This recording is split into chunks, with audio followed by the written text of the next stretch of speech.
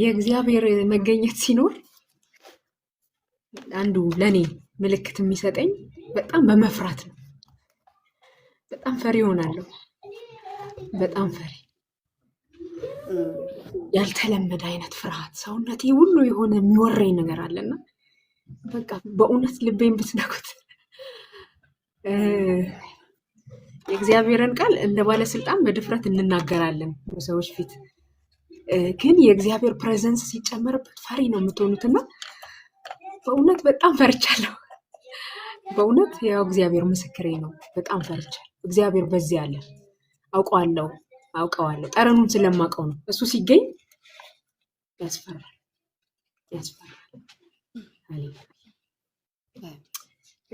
ሰሞኑን አንድ በጣም የምወዳት አገልጋይ የጻፈችውን አንድ ፔጅ ላይ የጻፈችውን ጽሑፍ እያየው ነበርና ስለ መንፈስ ቅዱስ እንደዚህ ብላ ተናገረች።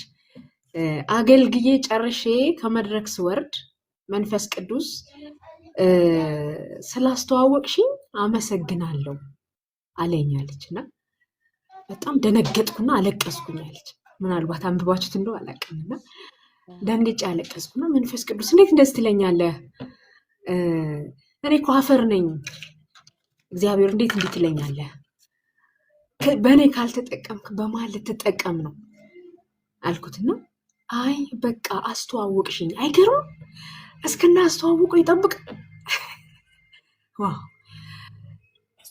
ምንም እንደዚህ ያልኩት ጌታን አሁን ተቀምጬ ምንም ላስተዋውቅ አልመጣም። በቃ አንተን ላስተዋውቅ መንፈስ ቅዱስ በቃ እዚህ ያለን ሁላችን we are here to promote the Holy Ghost። በቃ ፕሮሞት ለማድረግ ነው የመጣን። ምንም የምናስተዋውቅ የለም። ምንም የምንነግራችሁ የለንም። ምንም የከበደ ነገርም የለም። ምንም ያነሰም ነገር የለም። እዚህ ያለነው ግን መንፈስ ቅዱስን ፕሮሞት ለማድረግ ነው፣ ልንገልጠው ነው። ይሄ ነው ብለን ለማሳየት ነው። ሰው ተቀዶ ቢገለጥ ቀደን የምናሳየው መንፈስ ቅዱስ እና በጣም ውስጤ በዚህ ቃል ተይዟል። በጣም ውስጤ በዚህ ቃል ተይዟል። አንድ ሳምንት ሙሉ መንፈስ ቅዱስ አንድ ቃል በውስጤ በጣም ሰንቅሮ ይዟል። የኔ መልእክት አይደለም። በጣም በውስጤ እንደ ሰው ምግብ እንደሚያንቀው አንድ ቃል በውስጤ ተሰንቅራለች። ስምህ ይቀደስ የምትል ቃል። ስምህ ይቀደስ። ብዙ ጊዜ ይህንን ቃል እናውቀዋለን። መጽሐፍ ቅዱስ ላይ ጌታ ኢየሱስ ክርስቶስ ለሐዋርያቱ ለደቀ መዛሙርቱ እንዲጸልዩ ያስተማራቸው ቃል ነው። ይህ ቃል ስምህ ይቀደስ የሚል ቃልና እናንተ ግን ስትጸልዩ እንዲህ ብላችሁ ጸልዩ፣ በሰማያት የምትኖር አባታችን ሆይ ስምህ ይቀደስ ብሎ አስተማራቸውና የብሉይ ኪዳን የቅድስና የመቀደስ መንገድ አለ። ብዙ ጊዜ እግዚአብሔር ህዝቡን ሊጎበኝ ሲመጣ ህዝቡ የሚቀደስበት መንገድ ለእግዚአብሔር ፕሬዘንስ እንደሚመጥን ሆኖ ይቀደስ ነበረ። ምክንያቱም እግዚአብሔር ቅዱስ ስለነበር ራሱን ከመኝታ ከተዳር አጋሩ መኝታ ይለይ ነበር። ሰውነቱን ይታጠብ ነበር፣ ልብሱን ያጥብ ነበር። ለምን? እግዚአብሔር ሆሊ ስለሆነ። ይሄ ሲምቦላይዝ ያደርገዋል መቀደስንና አዲስ ኪዳን ላይ ደግሞ በክርስቶስ ኢየሱስ ደም እየተቀደስን በኑሮ እየተቀደስን ይሄንን ድንቅ ጌታ እንጠብቃለን። ግን እግዚአብሔር ስምህ ይቀደስ እንዴት ነው የሚቀደሰው? እንደኛ የክርስቶስን ደም በሱ ላይ በማድረግ ነው? እንደኛ ከኃጢአትና ከነገሮች በመራቅ ነው? አይደለም። አይገርምም? የእግዚአብሔርን ስም ስምህ ይቀደስ ብላችሁ ጸልዩ ብሎ ጌታ ኢየሱስ ሲያስተምር ስምህ ይለይ ነው። ይለይ። የእግዚአብሔር ስም ተቀደሰ ማለት ተለየ ማለት ነው። መቀደስ መለየት ነው፣ ለእግዚአብሔር መለየት። እግዚአብሔር ግን ስምህ ይቀደስ ስንለው ተለይ። በቃ ከየትኛውም ትራብል እግዚአብሔር የተለየ ነው።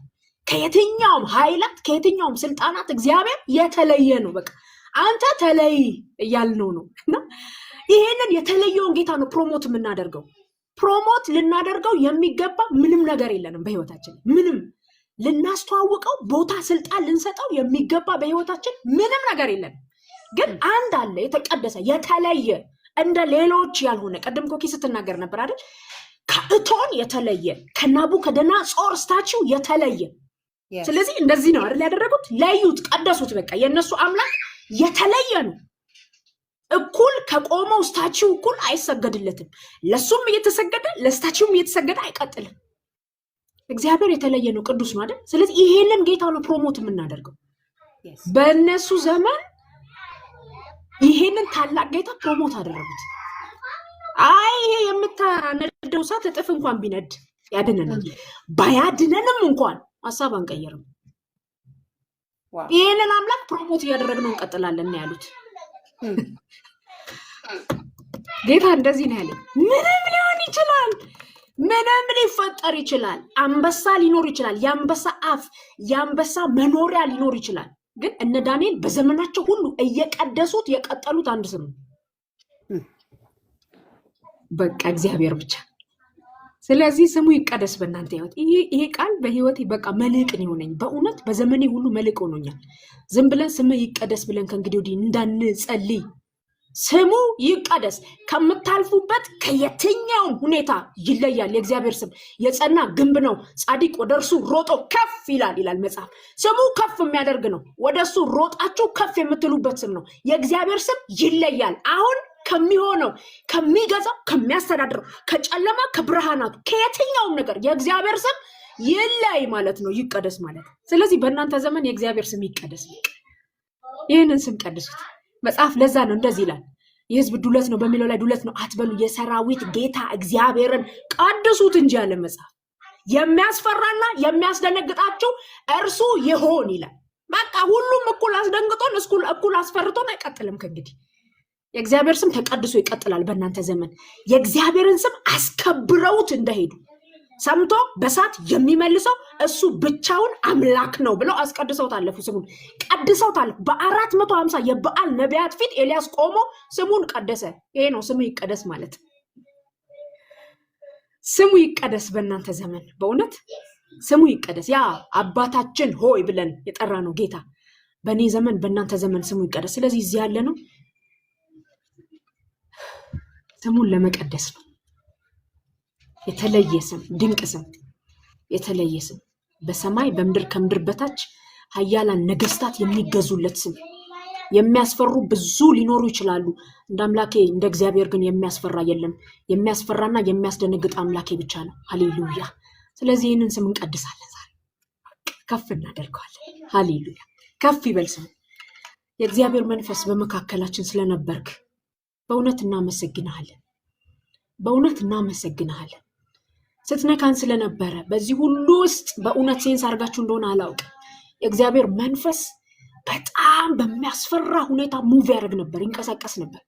የእግዚአብሔር መንፈስ ባለበት በዚያ አርነት አለ ተብሎ እንደተጻፈ ጌታ መንፈስ ነው እንደሚል መጽሐፍ ያንተ መንፈስ ባለበት በዚያ አርነት አለ ተብሎ እንደተጻፈ አርነት ልታወጣ በመካከላችን እየተንቀሳቀስክ ስላለ ሃሌሉያ።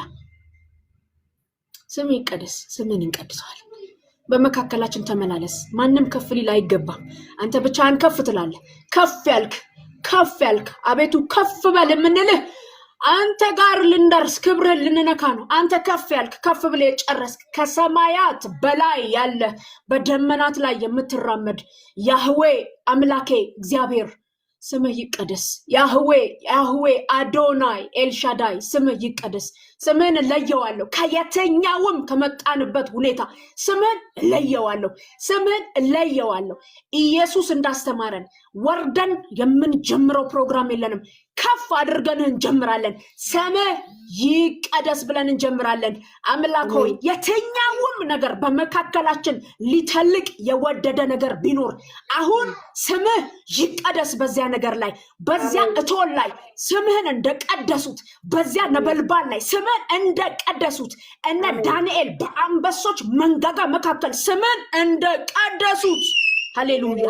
ስምህን ከመቀደሳችን የተነሳ ስምህን ከፍ ከማድረጋችን የተነሳ የማያምን እንኳን ቢኖር ዛሬ ወደ መንግስት ይጨመር። አሜን። ንጉሱ እንደተናገረው ያድናል። የዳንኤል አምላክ ይታደግማል። በሰማይም በምድርም ድንቅን አድርጓል። ዳንኤልን ከአንበሶች አፍ አስጥሎታል ተብሎ እንደተጻፈ እግዚአብሔር ያ ጠማማ ንጉስ የማያምን ንጉስ እንኳን ያድናል እንዳለልህ ያድናል የሚሉበት ቀን ይሁን። ስምህ ይቀደስ። ያድናል የነሱ አምላክ ይታደጋል የሚሉበት ቀን ይሁን። ጌታ ሆይ ትርፋችን ይሄ ብቻ ነው። ያድናል ወደሚል እምነት ሰው እንዲመጣ፣ ይታደጋል ወደሚል እምነት ሰው እንዲመጣ፣ ኢየሱስ ያድናል ወደሚል ማንነት ሰው እንዲመጣ ዛሬ ስምህ ይቀደስ። እንዳስተማርከን እንጸልያለን። ስምህ ይቀደስ። እንዳስተማርከን እንጸልያለን። ስምህ ይቀደስ። አሜን። ኢየሱስ ሃሌሉያ። አሜን። ስምህን ቀደስ። ካንተ ወዲያ የተቀደሰ ስም አናውቅም።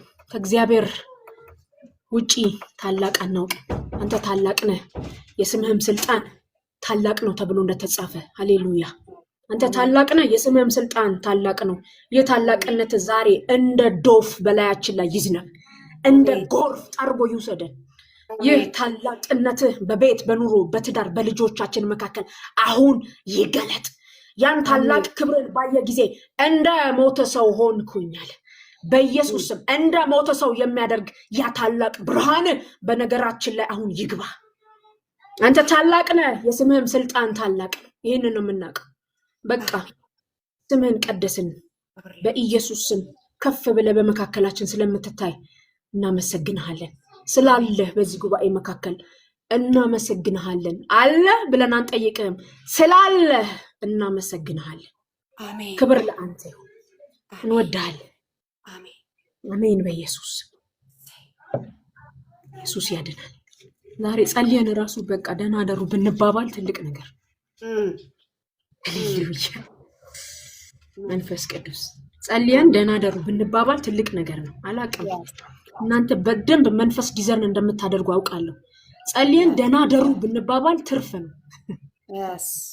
ሃሌሉያ። አሜን። አሜን። ይቅርታ፣ ይሄ ነገር እየጠፋ እየበራ ነው። ይቅርታ ከረበሻችሁ። ብርሃን እግዚአብሔር መልካም ነው። ሰሞኑን የአንድ ዓመት እቅድ ይዘናልና የማንበብ እቅድ በየዓመቱ የሚቀጥል የማንበብ እቅድ በየዓመቱና ሰሞኑን ያው ሳሙኤል ላይ ነው አይደል የምትቆዩት? ሳሙኤል መጽሐፍ ላይ ደርሰናል። እንግዲህ የሌሎቻችሁን አላውቅም። እኛ ሳሙኤል መጽሐፍን አንደኛ ሳሙኤልን ጨርሰን ወደ ሁለተኛው የምንገባበት ቀን ነገ ነውና በጣም የምንወዳቸው ታሪኮች አሉ ሳሙኤል መጽሐፍ ላይ። ከነዚህ ውስጥ ዛሬ ይሄንን አብረን እንድናይ እፈልጋለሁ። ዛሬ የምጠይቃችሁ ጥያቄ አለኝ። በእናንተ ቤት ውስጥ ለእግዚአብሔር የሚሆን ነገር እያደገ ነው ወይ ብዬ ልጠይቃችሁ እወዳለሁ። ለእግዚአብሔር የሚሆን ነገር፣ ለእግዚአብሔር የሚሰጥ ነገር፣ ለመቅደሱ የሚሰጥ ነገር እያደገ ነው ወይ? በእውነት ዛሬ ይህንን እመኝላችኋለሁ። ሰሞኑን እንዲህ እንኳን ብዬ ብዙ ጊዜ ተናግሬ አላውቅም። ሶሻል ሚዲያ ላይ የሚዞር አንድ ቪዲዮ እያየው ነበር። በጣም ልጅ ስለማሳደግ ልብን የሚሰብር ነገር ነው። እኔ እንደዚህ ያልኩኝ፣ ጌታ ሆይ በእኔ ቤት ለአንተ የሚሆን ነገር እያሳደግኩልህ ነው አልኩት። እኔ እንደዚህ ጸልይላችኋለሁ። በቤታችሁ ለእግዚአብሔር የሚሆን ነገር ይደግላችሁ። በቤታችሁ ለእግዚአብሔር የሚሆን ልጅ ኢየሱስ ያድናል። በእውነት ለእግዚአብሔር የሚሆን ልጅ ውለዱ። ለእግዚአብሔር የሚሆን ልጅ አሳድጉ። ለእግዚአብሔር የሚሰጥ ልጅ ውለዱ። በቃ በእውነት በእናንተ ቤት ውስጥ ለእግዚአብሔር የሚሆን ነገር እያደገ ነው ወይ? የሚሰጥ አንዳንድ በአዲስ አበባ የምትኖሩ ሰዎች አንዳንድ ቦታ ችግኝ አፍልተው ያሳድጋሉ አይደል? ሄደን እንገዛቸዋለንና ወደ ቤታችን እናመጣዋለን። በጣም የሚያስፈልገውን ነገር ሁሉ ለዚያ ችግኝ ስለሚያደርጉለት በጣም አትራክቲቭ ነው። ግሪን ያደርገዋል አካባቢውን ሁሉና ተይዞ ወደ ቤታችን አይናችን ውስጥ ይገባል። ስናየው አይናችን ውስጥ ይገባልና ባንዴ የሚያበብ ባንዴ የሚያድግ የሚያምር ነገር ለእግዚአብሔር ከቤታችሁ ይሰጥ። በእውነት እንደዚህ በቃ የሚያስፈልገውን ሁሉ ፕሮቫይድ የተደረገለት ነገር ለእግዚአብሔር ቤት ይሰጥ፣ ለአጥቢያችሁ ይሰጥ፣ ለቤተ ክርስቲያን ለምድሪቱ ይሰጥ። ሀና ለእግዚአብሔር ሰጠችው፣ እግዚአብሔር ለምድሪቱ ሰጠው። አይገርም? ለምድሪቱ ሰጠው። እናንተ ሀያላን ሴቶች፣ ዛሬ ደግሞ ሴቶች ብቻ ናቸው። ከእናንተ የሚወጡት ልጆች ብቻ እንዳይመስሏችሁ፣ የእግዚአብሔርን ቤት የሚሰሩ ብቻ እንዳይመስሏችሁ፣ የሚሰሙ ብቻ እንዳይመስሏችሁ፣ ሲስተሙን የሚቀይሩ። ኧረ ሃሌሉያ ሃሌሉያ። ከኛ የሚወጡ ልጆች፣ ከኛ የሚወጡ ብላቴኖች እንደምንም እንደማንም አይታዩም። አይገርም? እኛ እንደ ልጆች ለጠላት ስጋት ናቸው የኔ ልጆች። አውቃለሁ። መጡልህ እለዋለሁ። ልጆቼ መጡልህ። ኢየሱስ ያድናል። ሃሌሉያ። እኔ ዛሬ እንደዚህ ስፔሲፊካሊ አንድ ቃል አንስቼ በዚህ ቃል ላይ ነው የምንቆየው አይደለም የምላችሁ። አንደኛ ሳሙኤል አካባቢ ነው የምንቆየው። ሳሙኤል የተወለደበት ጊዜ አካባቢ እንድንቆይ ነው የምፈልገውና በጣም የሚገርም ኳሊቲ ያላትን ሴት እንድናይ እፈልጋለሁ። ሐና የተባለች ሴት በጣም የሚገርም ኳሊቲ ያላት ሴት ናት። ሴት ሐና ብዙ ጊዜ ስለ ሐና ሲነገረን ወደ ሴሎ እየወጣች የምታለቅስ ሴት፣ መካን የነበረች ፍናና ግን ወልዳ የምታስቀናት ሴት፣ ከዚያ በኋላ ወደ እግዚአብሔር ሐሳብ ስትመጣለት ወደ እግዚአብሔር እቅድ ከሰጠኝ እሰጥሃለሁ ወደሚል ላይፍ ስታንዳርድ ስትመጣለት እግዚአብሔር ልጅ የሰጣት ሳሙኤልን የወለደች በጣም ጀግና ሴት፣ እንደገና ደግሞ አለፍ ስንል አሻግራ ስለ መሲሁ የጸለየች ነብይ የሆነች ሴት እንደሆነች ነው የምናውቀው። ምናልባት ዛሬ የምንካፈለውን ክፍል እናንተ ማስተውላችሁት ሊሆን ይችላል። ግን ኮኪ ዛሬ ለኔ እድል ስለሰጠችኝ ይሄንን ነው ልናገር የምፈልገው። በጣም በሚያስጨንቅ ወቅት የሚገርም መፍትሄ መድኃኒት ለእግዚአብሔር አምጥታ የሰጠች ሴት ነች። አምና ትረስት አድርጋ አይገርምም? አንዳንዴ እንግዲህ ልጆቼ በጣም ከፍ አላሉም። ትልቋ 7 ዓመቷ ነው። ከፍ ያሉ ልጆች ያላችሁ ሰዎች ለልጆቻችሁ ከማይሆን ጓደኛ ጋር አብረው ጊዜ ያሳለፉ ሲመስሏችሁ ትጨነቃላችሁ አይደል?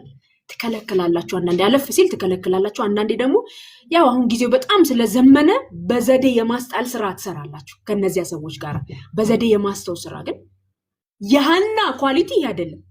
በጣም ኮራፕትድ በሆነ ዓለም ውስጥ ሰጠችው። በጣም በሚያጠፉ ልጆች መካከል ሰጠችው። አይገርምም? እንዲሚያደርግ እናት የለም። ባይዘወይ ና ልጄ ግባና ይሄንን ሲስተም ቀይረው ብሎ የሚሰጥ እናት አለ ከእናንተ ውስጥ? በጣም ከባድ ዋው፣ በጣም ከባድ ነው። ለምን ታውቀዋለች? የጠየቀችውን ታውቀዋለች። የሰጣትን ለምን እንደሰጣት ታውቀዋለች። እና ሐና መውለድ ሲፈቀድላት ብቻ ወልዳ አንስታ የሰጠችው ሁሉ አይመስልም። ለመንፈሳዊ ብቻ ሳይሆን ለስጋዊም ልብስ በየጊዜው በየአመቱ በሄደች ቁጥር ወደ ሴሎ እየሰፋች ታመጣለት ነበር ይላልና በጣም ኬሪንግ የሆነች እናት እንደሆነች አስባለሁና ይሄ አንደኛ ሳሙኤል መጽሐፍ ሲናገር ጊዜው የነበረበትን ጊዜ ሳሙኤል ተጸልዮ በመወለዱ የሚጀምር ክፍል ቢሆንም ወደ መሃል እየገባችሁ ወደ ምዕራፍ 4-5 እየገባችሁ ስታዩ የምታገኟቸው ነገሮች አሉ። ምን ያህል ጊዜው በጣም ከባድ እንደነበረ የእግዚአብሔር መንፈስ፣ የእግዚአብሔር ድምፅ፣ የእግዚአብሔር መገኘት እንደምንም የሚታይበት ጊዜ ነበር። ይሄ ጊዜ በጣም ከባድ ነበረ። በዚህ ጊዜ ካህን ሆኖ የሚያገለግለው ኤሊ የተባለ ከክህነት ዘር ውስጥ የመጣ ሰው ነበረ። የሱም ልጆች አብሮት በቤተ መቅደሱ የሚያገለግሉ ልጆች ነበሩና እግዚአብሔር ግን በኤሊ ክህነት በልጆቹ አገልግሎት ያልተደሰተበት ጊዜ ነበረ። በጣም ከባድ ጊዜ ነበርና በተደጋጋሚ ወደ ኤሊ መልእክት የሚልክበት ጊዜ ነበር። ለሳሙኤል በነገራችን ላይ ለሁለተኛ ጊዜ ነው የላከለት መልእክት። መጀመሪያ የእግዚአብሔር ሰው ተብሎ የተጠቀሰ ሰው መጥቶ በዚያ ሰው በኩል እግዚአብሔር እያስጠነቀቀው ኤሊን ትመለከታላችሁ። ተው ትክክል አይደለም ይሄ ነገር እያለ እግዚአብሔር ደጋግሞ ወደ ቤተ መቅደስ መሪ እየመጣ የሚናገርበት ጊዜ ያው ቀላል እንዳልሆነ ማሰብ ትችላላችሁ። ያኔ ወቅቱ ጊዜው እስራኤላውያን በእግዚአብሔር ድምፅ ነገስታቶች ቢኖሩ ቢነሱም ብሉይ ኪዳን እስከ ማለቂያው ድረስ በነቢያቶች እግዚአብሔር ሲመራበት የነበረ ጊዜ በእግዚአብሔር ድምፅ የሚተዳደሩበት ጊዜ ነውና የሚተዳደሩበትን የእግዚአብሔርን ድምፅ የናቁበት፣ የተዉበት፣ መስማት ያቆሙበት ጊዜ ነው። ይሄ ብቻ አይደለም፣ አፍኒንና ፊንሃስ እንደፈለጉ የሚሆኑበት ጊዜ ነበር። በቤተ መቅደሱ እንደፈለጉ አልሰጥም ቢለው ቀምቶ የሚወስድበት ከመሰዊያው ላይ በጣም ከባድ ነው። በጣም ከባድ ጊዜ ነበር። ይሄ ብቻ አይደለም፣ ኤሊ የተባለ ካህን የፈዘዘበት ዘመን ነበር። በጣም ፈዛዛ ነብይ ነው። አይ አም ሪሊ ሶሪ። በንቀት ቋንቋ አይደለም ይሄንን የምናገረው፣ መጽሐፍ ዲዘርን እንድናደርግ ስለሚያደርገን ነው። ይሄ ጊዜ ይሄ መጽሐፍ ሳጠና ሴቶች እንኳን ጠጥተው ወደ መስዋዕቱ የሚመጡበት ጊዜ ነበረ። አይገርምም? እያደረጉ ነበረ ወደ መቅደሱ የሚመጡት። ለዚያ ነበረ ኤሊ ሐናን እስከ መቼ ነው ይሄ ስካርሽ ከአንቺ ላይ የማይወገደው ይላታል። የተለመደ ነው። በቃ ወንዶን ተውት፣ ሴቶች በዚህ ዘመን ጠጥተው ወደ መሰዊያ ወደ ሴሎ ወደዚህ አካባቢ ወደ ህልውናው አካባቢ መገኘት የተለመደበት ጊዜ ነው። እንኳን ለወጣት ለህፃናቱ አይደለም ለትልልቆቹ በቃ ስጋት ነው። እንግዲህ አሁን በእኔ ዘመን ራሱ ሴት ልጅ ከጠጣች አከተመ አይደል? አቤት እግዚአብሔር እንዴት ካለ ነገር ነቅሎ እንዳወጣን፣ በእውነት ነቅሎ እንዳዳነ ኢየሱስ ክርስቶስ ያድናል። ይሄ ብቻ አይደለም። ይሄ የእግዚአብሔር ሰው የተባለ ኤሊ በመረጃ የሚያገለግልበት ዘመን ነበር። በመረጃ አያውቅም፣ ለምን እንደምታለቅስ አያውቅም። መረጃ እስኪነገረው ጠብቆ ነው የሚያገለግለው። ይሄ እንዲህ ነው ይሄ እንዲህ ነው ብሎ አይናገርም። እስከ መቼ ነው ስካርሽ ካንቺ ላይ የማይነሳው? አረ በፍጹም ጌታዬ፣ እኔ ነገር የከበደብኝ እንዲህ እንደሆነብኝ ሰው ነኝ እንጂ ተብሎ መረጃ እስኪነገረው ጠብቆ ነው ባርኮ የሚያሰናብታችሁ። የእግዚአብሔር ድምፅ ብርቅ ነበር በጣም። በህይወት ዘመን ኪሳራ ማለት ለአንድ አማኝ የእግዚአብሔር ድምፅ ብርቅ የሆነበት ከሆነ ጸጥ ረጭ ዝም ያለበት መንፈስ ቅዱስ ምን ለዚህ እኮ ነው ዳዊት አረ መንፈስህን ከኔ አትውሰድብኝ አለው። ስልጣን ሊወሰድ ይችላል ከዳዊት፣ ጉዳዩ አይደለም። ትቶት ይሄዳል። ከገዛ ልጁ ስልጣንን ትቶ ሄዷል። ግን መንፈስህን ይለዋል ከኔ እንዳትወስድ። እሱ ነው በቃ ሰስቴን የሚያደርግበት የሚቆይበት። አፍተሩ በምድር የምንቆይበትም አንዱ ነገር ይሄ ነው። በነገራችን ላይ ድምፁ እኮ ነው የሚያቆየን። እዚህ መቆየት የሚፈልግ ሰው አለ ወይ? ድምፁ ነው የሚያቆየን። ጠብታ ነው። ድምፁን እየላከ ነው የሚያቆየን። አይገርምም? አረ በቃኝ ልሂድ ጌታ ከጨረስኩ ስንለው ድምፁን እየላከ ያቆየናል። ድምፁ ነው የሚያቆየን። ኢየሱስ ያድናል። ይሄ ድምፅ ከራቀ ምንድን ነው የምንሆነው? በጣም ከባድ ነው። የእግዚአብሔር ድምፅ በጣም ሩቅ ነበር። ጊዜ ጠብቆ እንኳን እግዚአብሔር ራርቶ ሲናገር እንኳን የማይሰማበት ጊዜ ነበር። አይሰማም፣ እግዚአብሔር አይሰማም። ይሄ ጊዜ በጣም ከባድ ጊዜ ነበር። ከባድ ጊዜ ነበር። በቤተ መቅደሱ አካባቢ እንደዚህ ሆኗል። በእነ ሐና ቤት አካባቢ ደግሞ ይጸለያል፣ መስዋዕት ይደረጋል፣ ይጸለያል፣ መስዋዕት ይደረጋል፣ ይጸለያል፣ መስዋዕት ይደረጋል። ታስታውሳላችሁ? እነ ዘካርያስ ቤት ይጸለያል። የዘካርያስ ሚስት መካን ብትሆንም ይጸለያል። በዛ ቤት ምንም ኮምፕሮማይዝ አይደረግም። እግዚአብሔር ነው፣ አይቀየርም። ዳርክ ኤጅ የሚባል ነው። ጸጥ ያለ ጊዜ ነው። የጨለማ ዘመን ነው። የእግዚአብሔር ነቢያቶች የማይናገሩበት ጊዜ ነው። የዝምታ ጊዜ ነው። ግን አይቀርም። አይገርምም? ስለዛኛው ሰው ክርስትና እዚኛው ቤት አይኖርም። ስለዚህኛው ሰው መንፈሳዊ ህይወት ቅዝቃዜ ይሄኛው ቤት አይፈተንም። መንፈሳዊ ህይወታችሁን ቴስት የምታደርጉበት መንገድ መንፈስ ቅዱስ ይባላል እንጂ የመቅደስ መንፈሳዊ ህይወት ምልልስና ድካም አይደለም። አይገርምም? አይቀርም። ሴሎ አይቀርም። በየዓመቱ ሴሎ አይቀርም። ይኬዳል። ለእግዚአብሔር ይጸለይለታል። ሃሌሉያ። መስዋዕት ይደረጋል። ወደ እግዚአብሔር ይጸለያል። ሐና ቤት እንደዚህ ይደረግ ነበረ። በጣም የሚገርም የህይወት ኳሊቲ ያላቸው ሴቶች ናቸው። በጣም የሚገርም መጽሐፍ ቅዱስ ላይ ያሉ ሴቶች። ሃሌሉያ።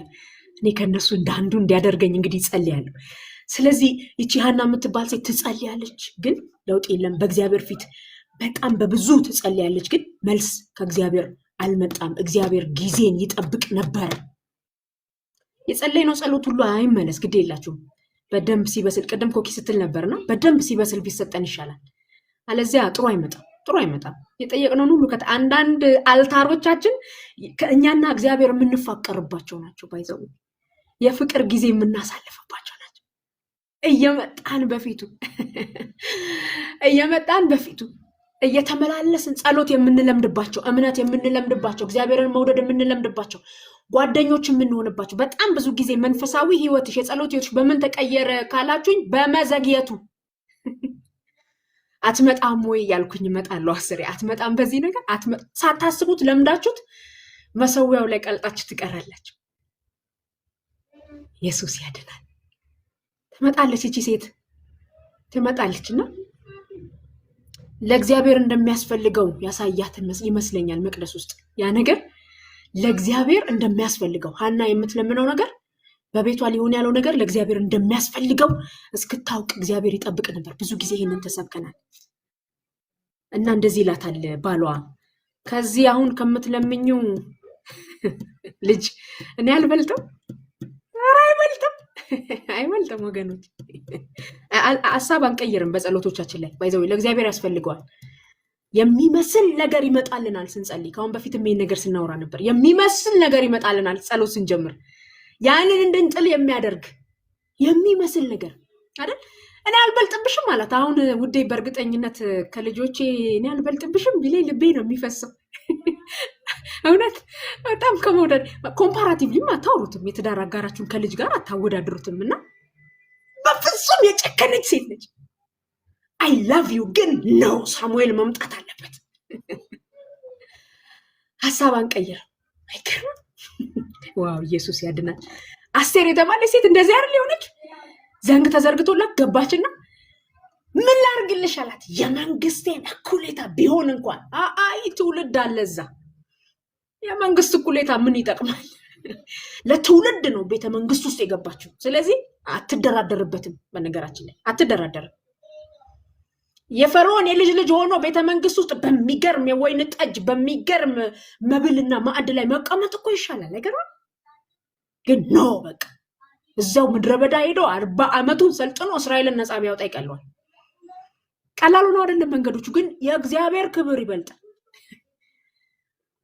ንጉሥ ሆይ ከዚህ ከምታነደው እቶን እሳት ያድነናል፣ ባያድነንም እንኳን ወደሚል ሌቭል መምጣት አለብን።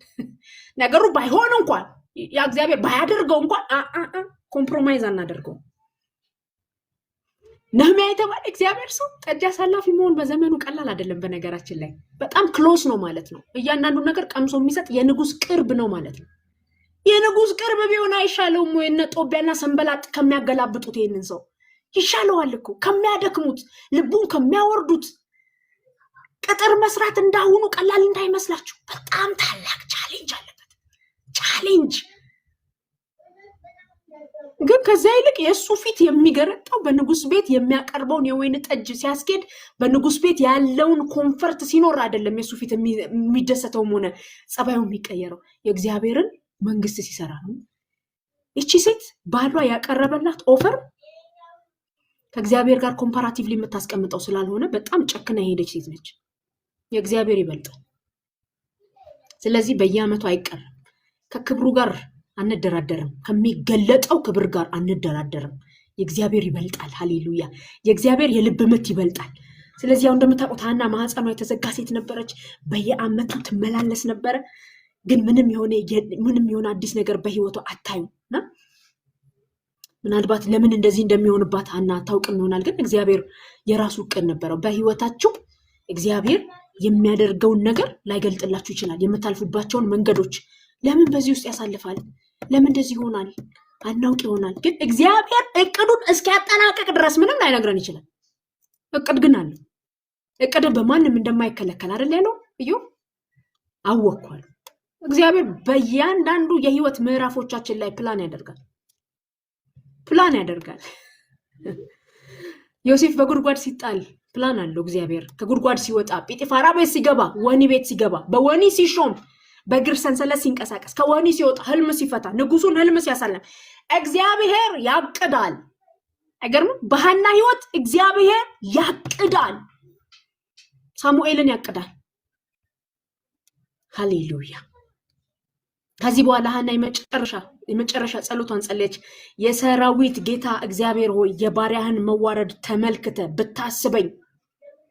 ብታስበኝ ተዋጋልኝ አለችው። በሌላ ቋንቋ ተዋጋልኝ። መጽሐፍ ቅዱስ ላይ በጣም ብዙ ጊዜ የሰራዊት ጌታ ተብሎ የተጠቀሰ ቦታ ታገኛላችሁ። የሰራዊት ጌታ ከተባለ ውጊያ አለ ማለት ነው። ይሄ ብዙ ጊዜ ኃያላኖች የሚጠቀሙት ድምፅ ነው። የሰራዊት ጌታ እግዚአብሔር ተብሎ ስሙ ከተጠቀሰ ተዋጋልኝ ነው በሌላ ቋንቋ። እግዚአብሔር ይዋጋላችሁ። በቃ የተያዘ የተዘጋ ነገር ካለ እግዚአብሔር ይዋጋላችሁ። ሳሙኤልን ተዋግቶ ነው ያመጣላት። አይገርምም? አዎ መካን ነበረች። እግዚአብሔር ግን ተዋግቶ፣ እግዚአብሔር ተዋጊ ነው፣ ስሙም እግዚአብሔር ነው የሚባለው ለዚህ ነው። ሃሌሉያ! ተዋጋልኝ አለችው። በቃ የሰራዊት ጌታ እግዚአብሔር በእውነት ተመልክተ ብታስበኝ፣ እኔን ባትረሳ፣ ለባሪያ ወንድ ልጅ ብትሰጥ፣ እድሜውን ሁሉ አንዳንድ ሴቶች አሉ የእግዚአብሔርን ክንድ ይቀሰቀሱታል። ታውቂያለሽ? በጸሎት ብድግ ይላል። ሃሌሉያ! በዘመኑ ሁሉ ለአንተ ይሆናል፣ ናዝራዊ ይሆናል አለችው። ናዝራዊ ይሆናል።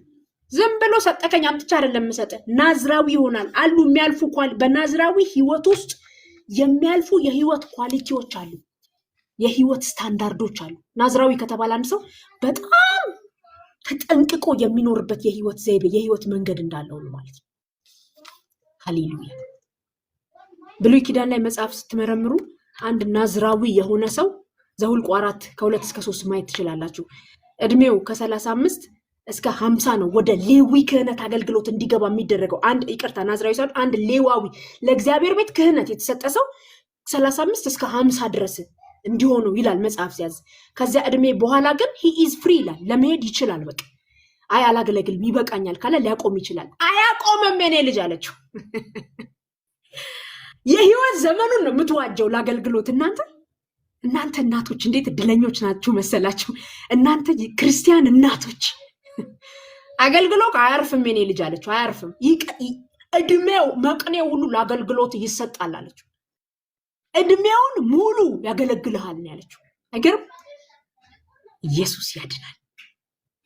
ብዙ ናዝራውያን አሉ አይደል? መጽሐፍ ቅዱሳችን ላይ እነ ሶምሶን ናዝራዊ ተብለው ታልፎ የተሰጡ ናዝራዊ ነው ተብለው፣ ግን ያው ያለፉበትን መንገድ ናዝራውያኖቹ ብቻ አይደለም ያለፉበት፣ እነ ሶምሶን ብቻ አይደለም ያለፉበት፣ ቤተሰቦቻቸውንም ይዘው ነው በዛ መንገድ ያለፉት። ቤተሰብም ሻንጣውን ይዞ ወደ ተምና አብሮ የሚወርድበት ህይወት ነበር አይደል? አንወርድም ወደ ተምና ይዘናቸው ልጆቻችንን አንወርድም። በሚሄድበት መንገድ እንመራዋለን። ባደገ ጊዜም ከዚያ መንገድ ፈቅ አይልም ይላል። ይሄ ጸጋ በእኛ ውስጥ አለ። አይገርምም? እንዲሁ አይደለም መጽሐፍ ቅዱስ ልጆች እንድናሳድግ የሚሰጠን። ምንም አንታገልም፣ ጸጋ ይረዳናል። እናንተ እናቶች፣ በዚህ ውስጥ ያላችሁ እናቶች፣ ዛሬ እንግዲህ ሴት ሀና ኖክዬ ስለምናገር በእናንተ ውስጥ ያለው አቅም የእግዚአብሔር ጸጋ ይባላል። አገልግሎ እንዲበላ አይደለም፣ አገልግሎ እንዲያቆም አይደለም።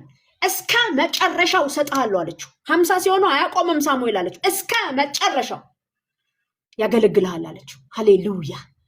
ይሄ በብሉይ ኪዳን ታላቅ ነገር ነው። ይሄ ልጅ ከኔ ጋር ይኑር ይበቃዋል በቃ አለችም። ልጇ ነው እኮ የመጀመሪያ ልጇ ነው። እሰጥሃለሁ፣ ፍጹም የሆነ መሰጠት። ሃሌሉያ። ለእግዚአብሔር የሆነ ፍጹም የሆነ መሰጠት። በጣም ይቺ ሴት ዴዲኬትድ ናት ማለት ነው ለእግዚአብሔር ነገር። በጣም ዴዲኬትድ፣ ታበቃለታለች። ለመንግስቱ የምታበቃለት ሴት ነች። እናንተ ኃያላን ልጆቻችሁን ለመንግስቱ የምታበቁ ናችሁ። ለእግዚአብሔር ቤት የምታበቁ ናችሁ። ሃሌሉያ። ኢየሱስ ያድናል። እግዚአብሔር የሐናን ማህፀን ከከፈተው በኋላና ሳሙኤልን ከወለደች በኋላ አንስታ ዝም ብላ እንደሰጠችው አላስብም። ዝም ብላ እንደሰጠችው በጣም የጸሎት ሴት እንደሆነች ማየት ትችላላችሁ። ደጋግማ የምትመጣ ማትደራደር፣ ያው ከምታነቡት ነገር አንጻር ፊት ለፊት ባይጻፍም ስለ ሐና ስታጠኑ ዲዘርን ስታደርጉ የሚገለጡ ነገሮች አሉ። እግዚአብሔር ልጆቻችሁን ለእግዚአብሔር ቤት የተሰጡ ናቸው ብሎ ሲነግራቸው ልጆቻችሁ የተሰጡ ናቸው ማለት እናንተ ዝም ብላችሁ ልጆቻችሁን ትጠብቃላችሁ ማለት አይደለም። ለዚህ ምሳሌ የሆነች ሴት ናት። እንጸልይላችኋለን፣ እናበረታችኋለን፣ እንመግባችኋለን፣ የእግዚአብሔርን ቃል እናበቃችኋለን። ልጆቻችን በእናንተ ቤት ውስጥ ለእግዚአብሔር የሚሆን ልጅ ይደግ። በቃ ለቤቱ የሚሆን ለጄኔሬሽን የሚሆን ለቤተ ክርስቲያን የሚሆን የእግዚአብሔር ድምፅ ብርቅ በሆነበት ዘመን የእግዚአብሔርን ድምፅ የሚያመጣ የእግዚአብሔርን ድምፅ ለሕዝቡ የሚነግር ከዳን እስከ ቤርሳቤ የተሰማ ከቤቷ ወደ ቤተ ክርስቲያን ይዛ መጣች። ከቤታችሁ ወደ ቤተ ክርስቲያን የምታመጡት ትውልድ በኢየሱስ ስም ይሰጣችሁ እስከ መጨረሻው። እስከ መቼ? እስከ መጨረሻው። ይህንን ጸሎት በቃ ትለዋለች በዝግታ የምታጉተመትም እስከሚመስል ድረስ። አይገርም? በዝግታ የሚጸልየው ጸሎቶች ለካ ከባባዶች ናቸው።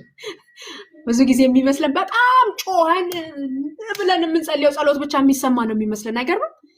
በዝግታ የምንጸልያቸው ጸሎቶች ለካ ታላላቅ አቅም አላቸው። አይገርም?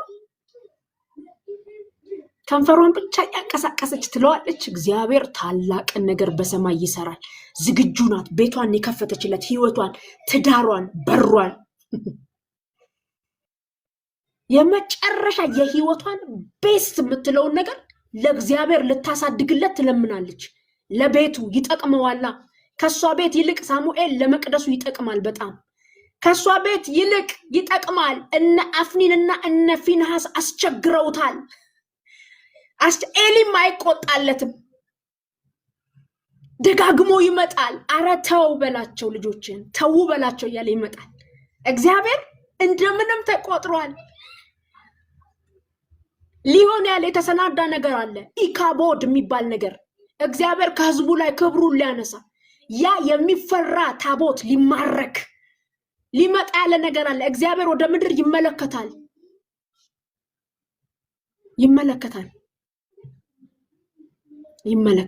እንዴት ነው እግዚአብሔር ታዲያኛ ቤት?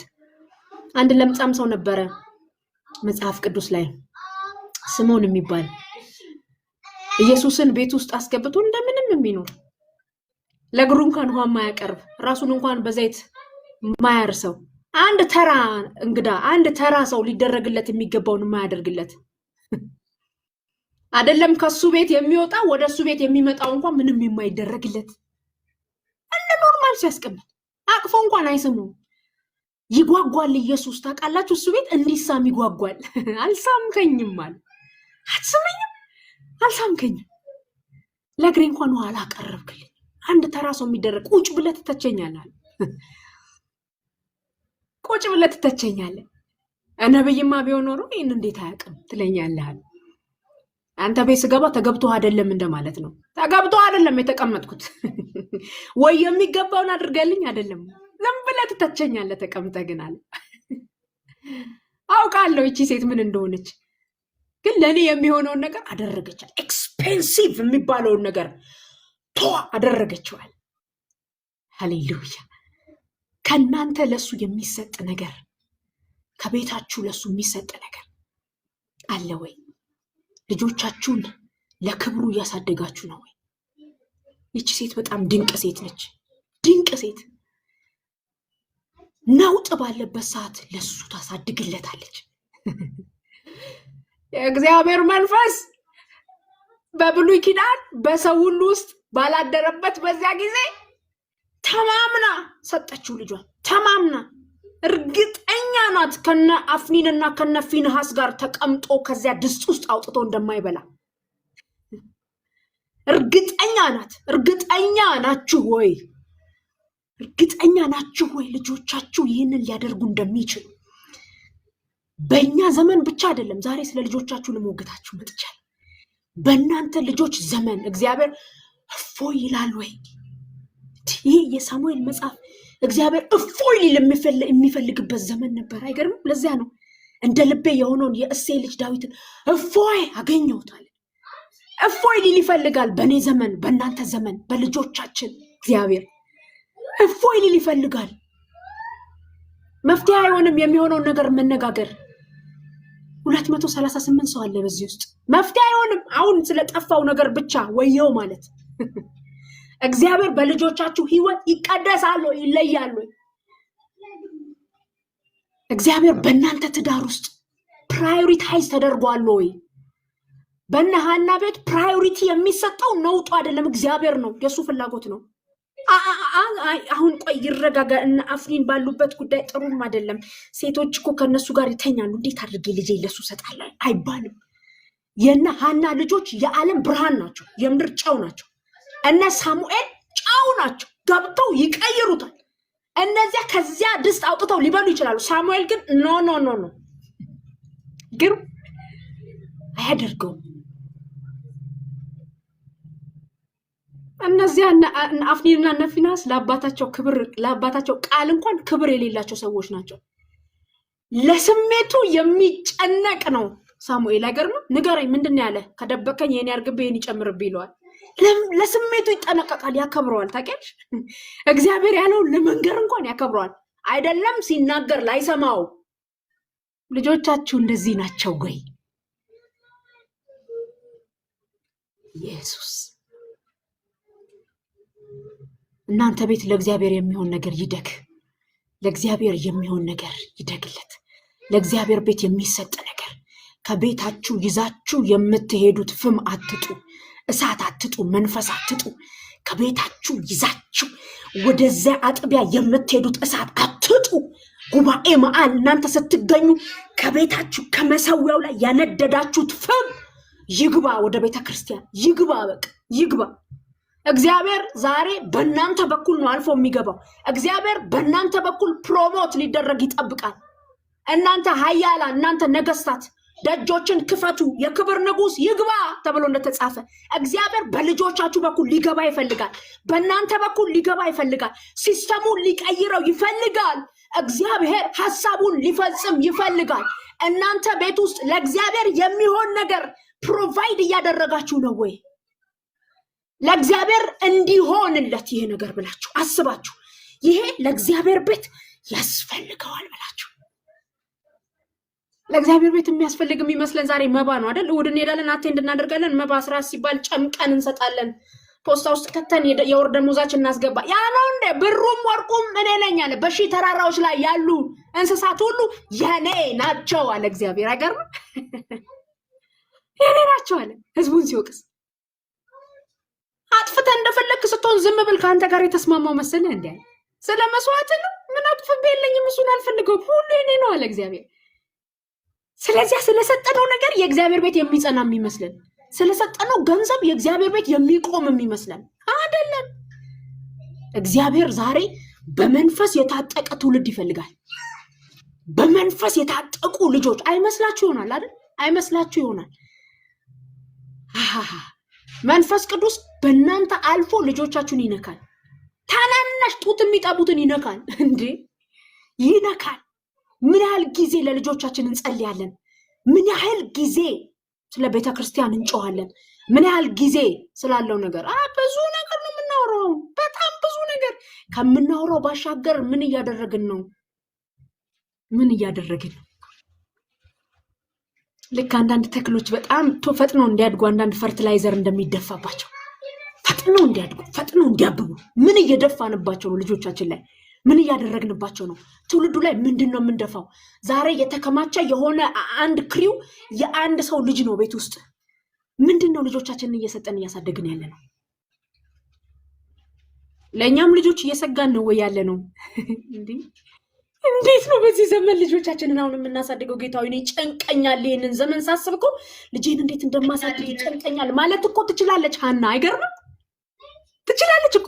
እንዴት ነው ናፊናና ነፊናስ ባሉበት ቦታ ልጄን ሰጥቼ የማሳድገው ማለት ትችላለች እኮ። አላለችም፣ አምጥታ ሰጠችው። እንካ አለችው ሳሙኤል። አሃ እንካ አለችው። እርግጠኛ ናት። በቃ ታምነዋለች። እሱ ነው የሰጣት። እሱ ነው የሰጠን። መውለድ ስለቻለን አልወለድንም። እሱ ነው የሰጠን። የሰጠን እንዴት እያሳደግነው ነው? ዛሬ ይህንን ብቻ ልናገር ነው የመጣሁት። የተሰጠንን ያንን ነገር እንዴት እያሳደግነው ነው? ልጅን ብቻ ላይሆን ይችላል የምታስቡት እናንተ። እንግዲህ በጣም የሬቨሌሽን መንፈስ እንዳላችሁ አውቃለሁ። በእውነት ነው የምላችሁ። እግዚአብሔር የሰጣችሁን ለቤቱ እንዴት ነው የምታበቁለት? እንዴት ነው የሰጣችሁን ጸጋ ለቤቱ የምታደርጉት? እንዴት ነው የሰጣችሁን የጸሎት አቅም? ወይንስ አንድ አገልጋይ እንደዚህ ሲል ነበር፣ እሁድ ማለዳ ፕሮግራም መሪ ከመሆን ሌላ ነገር መሆን ይቀላል አለ። በቃ ማንቃት ነው ህዝቡ እያለ ነበርና እግዚአብሔር ያደረገልንን እናስብ። እግዚአብሔር መልካም ነው። ባካችሁ ለእግዚአብሔር ክብር አምጡ። አንድ ጊዜ ተነሰን እንቃወማለን። በቃ እንደዚህ እንደ ሞተር ካልተነሳ፣ ምክንያቱም ቤታችን ውስጥ አልታር መሰዊያችን ላይ የሚነድ እሳት የለም አይደል? ቤታችን ያነደድነውን ነው እዛ ይዘን የምንሄደው። ቤታችን ያለውን ነው እዛ ይዘን ሄደን የሚቀይረው።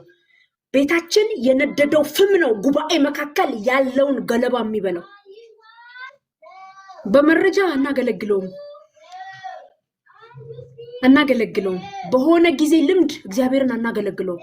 በሆነ በሰማነው ነገር እግዚአብሔር አይገለጥም አይደል? ጳውሎስ ያምለው የነበረው ያ ኢየሱስ ብለው ነው አይደል ሊያስወጡ የሞከሩት የአስቄዋ ልጆች። በቤት ህይወታችን አይመርመር። አሁን ጳውሎስን ሳቀዋለሁ። ተደብድበናል መውጣታችን። የጌታ ምህረት ነው እንዴ! የጌታ ምህረት ሆኖልን ነው ተደብድበን ከጉባኤ መሃል አለመውጣታችን። የአስቄዋ ልጆች ተደብድበው ወጡ ይላል። ጳውሎስን ሳቀዋል፣ ኢየሱስንም ያውቀዋል።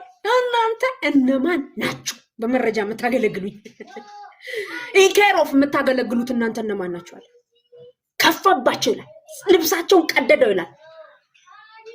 እንደ አስቄዋ በሄደበት መንገድ ልጆቹ ሊሄዱ ሞከሩ። ታውቃላችሁ፣ አስቄዋ ጥሩ ካህን ይመስለኛል እንግዲህ በዘመኑ።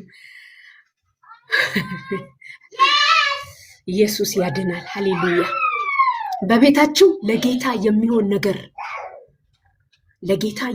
ነገር ዛሬ ይፍለቅ። ለጌታ የሚሆን ነገር፣ ለመቅደሱ የሚሆን ነገር፣ ለምድሪቱ የሚሆን ነገር፣ ምድሪቱን የሚያሳርፍ የሚሰማ ሰው ነበር ሳሙኤል። በኤሊ ዘመን፣ በነ አፍኒን በነ ፊናስ ዘመን እግዚአብሔር ተማርኮ ሊሆን ይችላል። እግዚአብሔር አልተሰማ ሊሆን ይችላል። እግዚአብሔር ደጋግሞ መጥቶ ለድምፁ ዋጋ አልተሰጠው ሊሆን ይችላል። በሳሙኤል ዘመን ግን እንደዚህ አይደለም። ብርቅ የሆነውን ያንን የእግዚአብሔርን ድምፅ እንዲሰማ አደረገው። ይሄ ብቻ አይደለም። በዚያ ዘመን እግዚአብሔር ከሳሙኤል ጋር በኃይል ነበረ፣ ይፈራ ነበረ፣ እግዚአብሔር ይሰማ ነበረ። እግዚአብሔር ዘይቱን እየላከ ወደ ኃያላን ትውልድ ይነሳ ነበር። ነገስታትን ያስነሳ ነበር። እግዚአብሔር ነገስታትን ይቀባ ነበር። እነ ዳዊት የተቀቡት በሳሙኤል ዘመን ነው። የእግዚአብሔር ሞገስ ከሳሙኤል ጋር ነበረ። አያመቻምችም ነበረ። አያመቻምችም። የታወቀ ሰው ነበረ። የእግዚአብሔር ሰው አለ ሊሰዋ ወደዚያ የሚወጣ የሚባል የተለየ ሰው ነበረ። ይህንን ጃይንት ሰው አንድ ሴት አበቃችሁ። በቃ ለእግዚአብሔር እኔ ብቻዬን ነኝ አልችልም አትበሉ። እግዚአብሔር እናንተን ተጠቅሞ ትውልድን ያወጣል። ከቤታችሁ ትውልድ ይውጣ፣ ከመንደራችሁ ትውልድ ይውጣ፣ ከከተማችሁ ትውልድ ይውጣ። የሚቀየር ካላችሁበት አካባቢ ትውልድ ይውጣ። አንድ ሰው የሚቀየር እስከ ቤርሳቤ የሚነቀንቅ አንድ ትውልድ እንደወጣ በኢየሱስ ስም በእናንተ መንደር በእናንተ ከተማ የሚቀየር የሚነቀንቅ በቃ ቤተ መቅደሱን የሚቀየር ኢንቫይሮንመንቱን የሚቀየር በር የሚከፍት የሚዘጋ ትንቢት የሚያመጣ ብቻ አይደለም ላችሁ እግዚአብሔርን የሚያስከብር መንፈስ ቅዱስን ፕሮሞት የሚያደርግ ለኔ የማይል የእግዚአብሔር ይበልጣል የሚል የእግዚአብሔርን ድምፅ ሰምቶ የሚያመጣ እንዴ ዛሬ ትንቢት በጣም በስቶ ሊሆን ይችላል። በዚህ ዘመን እዚህ ሚዲያም ላይ ትንቢት በስቶ ሊሆን ይችላል። ልዩነት የሚያመጣ የአምላኬ መንፈስ ከቤታችሁ ውስጥ ይውጣ። በቃ ከእናንተ ቤት ይውጣ። የእናንተ ቤት በዚህ ይታወቅ። እኔ እንደዚህ ብየዋለሁ እግዚአብሔርን። ዛሬም ለእናንተ ይህንን እመኝላችኋለሁ፣ ባርካችኋለሁ። የእናንተ ትውልድ አይከስርም። የእናንተ ትውልድ አገልግሎ አይቆምም። እስከዚህ ዓመት ድረስ ተብሎ አይቆምም። 8 ዓመቱ ድረስ እኮ ልጅ ያገለግል ነበር የምትሉት ትውልድ በእናንተ ውስጥ አይኖርም በኢየሱስ ስም። እስከ 16 ዓመት ጥሩ ነበር ልጅ ከዚያ በኋላ ተበላሸ የምትሉት ትውልድ አይኖርም በኢየሱስ ስም። እስከ ዘመን ፍጻሜው ድረስ እስከ ዘመን ማብቂያው ድረስ በእግዚአብሔር ፊት የማይታጣ የሚያወራርድ አወራረደ። ሳሙኤል መጥቶ ተቀምጦ በሉና አወራርዳለ። በዘመኔ ምን አድርጌያለሁ ከመካከላችሁ አለ። የማንስ ዕዳ አለብኝ? ልጆቻችሁ የሚያወራርዱ ረሃዳና ላማን ታጋዲና ላባ መንፈስ ቅዱስ የሚያወራርዱ የሚያጨርሰው የሚሄዱ አያቋርጡም በኢየሱስ ስም። በዚህ ዓለም ሲስተም አያቋርጡም። ልጆቻችሁ በዚህ ዓለም ገዢ አያቋርጡም። በሞት መናፍስቶች አያቋርጡም። ሳሙኤልን ሊገለው የፈለገ ነበረ ያ ንጉስ አይደል? ሊገለው ይፈልግ ሊያጠፋ ይፈልግ ነበረ፣ አልቻለም። ግን ዘመኑን ጨርሶ አወራርዶ ሄደ። ልጆቻችሁ አወራርደው ይሄዱ በኢየሱስ አወራርደው።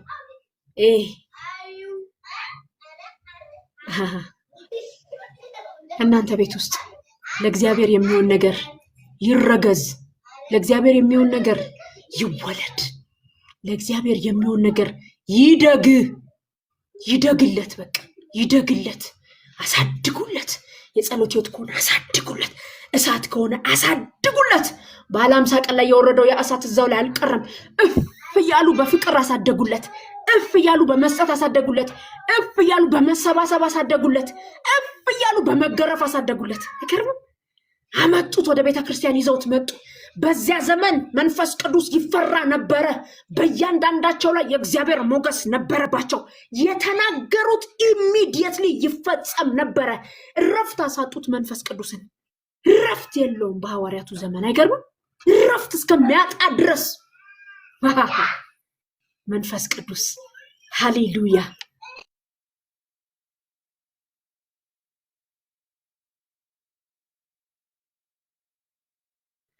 ረፍት አሳጡት እንጂ እናንተ ቤት ረፍት ይጣ። ያ ረፍት ወደ ቤተ ክርስቲያን ይግባ። በቃ ያ ረፍት ማጣት ወደ ቤተ ክርስቲያን ገባ።